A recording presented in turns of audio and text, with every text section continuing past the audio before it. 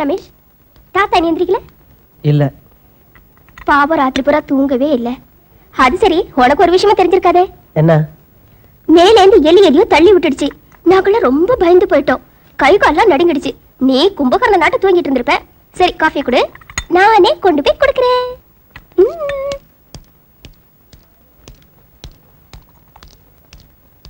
நானே கொண்டு போய் கொடுக்கிறேன். கொடு. அவர் எழுந்திருச்சாதானே?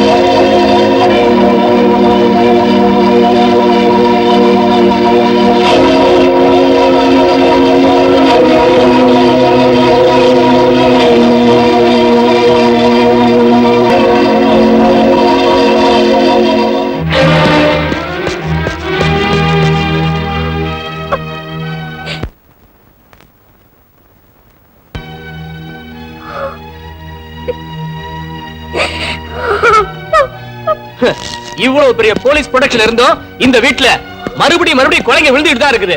இந்த வீட்ல மிச்சம் இருக்கிறது ஒரே ஒரு பொண்ணுதான். அந்த கொலைகாரை அவளையும் கொலை பண்ண விட மாட்டான். எனக்கு உங்க மேல சுத்தமா நம்பிக்கையே போயிடுச்சு சார். என்ன சார் சொல்ல போறீங்க? ஏன் சார் என்ன அவமானப்படுத்துறீங்களா?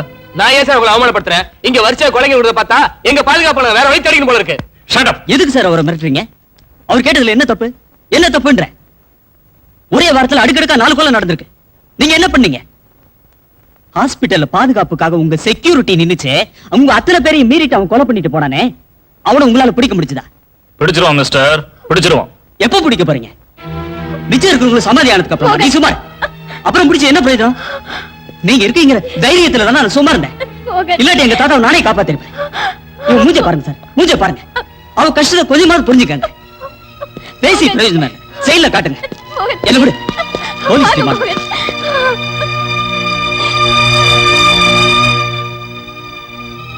இது பாரியா, நாளைக்கு சிபிஐ ஆபீசர் அர்ஜுன் வருவாரு. அவர்கிட்ட கேஸ் டீடைல்ஸ் எல்லாம் கொடுத்துரு. Okay sir. நீங்க எல்லாரும் அவர் கூட இருந்த தேவையான ஒத்துழைப்பு கொடுக்கணும். இந்த தடவை அந்த கொலைகாரன் எப்படி தப்பிக்கிறான் நானும் பாக்குறேன்.